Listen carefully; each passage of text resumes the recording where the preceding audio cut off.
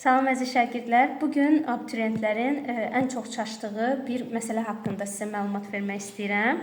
14-cü məsələyə baxaq. Deyir ki, koordinat tənliyi x bərabər 4 üstəgəl 3t çıxılsın 3t kvadratı kimi olan cismin 2 saniyədə yerdəyişməsinə görə orta sürətini hesablayın. Deməli, bəzən burada əsasən şagirdlər nə eləyirlər? Burada t bizə verildiyi üçün, 2 saniyə verildiyi üçün burada t-ni yerinə qoyurlar. Deməli, şagirdlər yerinə t-ni qoyurlar, x-i tapırlar. Bildiyiniz kimi, burada da bizim x sıfırımız 4 olduğu üçün sx bərabərdir x çıx x sıfır düsturundan istifadə edərək yer dəyişməni tapırlar. Amma bu tamamilə səhv bir yoldur. Bizi düzgün cavaba aparmır. Yəni düz kimi görünür, amma tamamilə səhv bir yanaşmadır. Sizin nəzərinizə çatdırmaq istəyirəm ki, əvvəlcə bu tip məsələlərdə biz koordinatın tənliyinə baxırıq və buradan görürük ki, bizim başlanğıc sürətimiz 3-dür, özü də müsbət 3-dür. Müsbət 3 olması bu hərəkətin x oxu istiqamətində baş verdiyini göstərir. Sonra isə təcillə baxırıq. Təcilimiz burada 2-yə bölündüyü üçün 3 yox 6-dır və işarəsi mənfi olduğuna görə görürük ki, V0 ilə A-nın işarəsi bir-birinin əksinə olduğuna görə cisim yavaşlayan hərəkət edir. Cisim yavaşlayan hərəkət etdiyi üçün də bu dayanıb istiqamətini dəyişib yeyinləşə də bilər. Ona görə də bu bəzən bizi çaşdırır və bu üsul bizim işimizə yaramır. Bu gördüyüm, bayaq dediyim üsul bizim işimizə yaramır.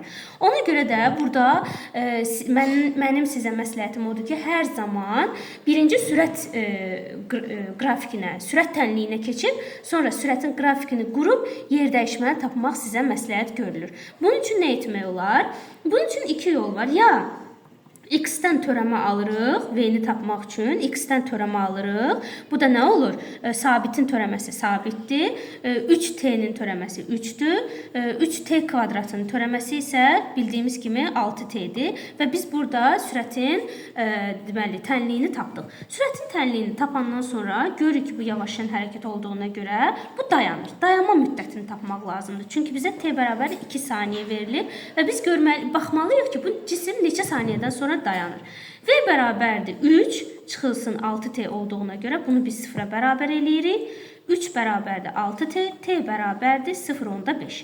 Biz görürük ki, bu cisim 0,5 saniyə sonra dayanır. Ona görə də biz mütləq sürətin qrafikini çəkməliyik. Qrafikini çəkəndə isə deməli V bizim başlanğıc sürətimiz nədir? 3-dən başlayır. Başlanğıc sürətimiz 3-dən başlayır və 0,5 saniyə sonra dayanır, 0-a çevrilir və bizə amma neçə saniyə verib? 2 saniyə verib. İndi görək 2 saniyədən sonra cismin sürəti neçə olacaq?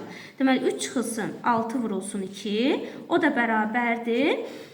Deməli neçə olacaq? 12 mənfi 9. Deməli bu cisim neyiniyib?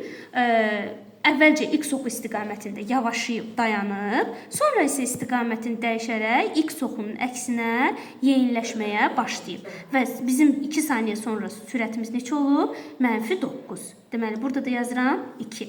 Gördüyünüz kimi, burada bizdə 2 dənə sahə yarandı. Birinci sahəmiz, bu da ikinci sahəmiz. Və biz buradan artıq yer dəyişməni rahatlıqla tapa bilərik. S1 yer dəyişməmiz, bu da 3-dür. Burada başlanğıc sürətimiz 3-dür. 3-ü vururuq 0,5-ə, bölürük 2-yə, 3 bucağın sahə düsturu ilə. Bu eləyəcək bizdə 1,5 vurulsun 0,5. Bunu bu şəkildə saxlayıram, çünki ehtiyac yoxdur. S2 bərabərdir, deməli, mənfi 9, görürsünüz, deməli, burası, bu tərəfimiz bizim mənfi 9. Mənfi 9-u vururuq. Artıq bu tərəf neçə olacaq? 0,5 ilə 2-nin arası 1,5. Bölürük 2-yə, bu da eləyəcək mənfi 4,5 vurulsun 1,5.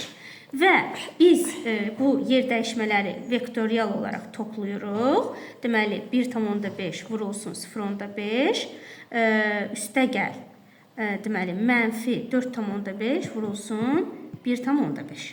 Burada 1,5 vurulsun, 0,5 çıxılsın 4,5. Cavabımız da eləyəcək bizdə mənfi 6. Və yer dəyişməyə görə orta sürəti tapanda mənfi 6-nı da 2-yə bölürük. Cavabımız eləyir mənfi 3 metr böl saniyə. Göründüyü kimi, yəni yoxlaya da bilərsiniz. Əgər birinci dediyim üsulla eləsəydiniz, cavabı tamamilə səhv tapmış olardınız. Bu tip məsələlərdə məsələn ola bilər ki, bizə yer dəyişmə verilsin, yer dəyişməni tapmaq istəsin, ola bilər ki, o yer dəyişməyə görə orta sürətli tapmaq istəsin. Bu tip məsələlərdə, yəni yavaşlayan hərəkət olduğunu görən kimi biz bilməliyik ki, cism istiqamətini dəyişə bilər. Ona görə də ən düzgün variant sürət qrafikinə keçməkdir. Sürət qrafikinə keçib sonra həll etmək lazımdır.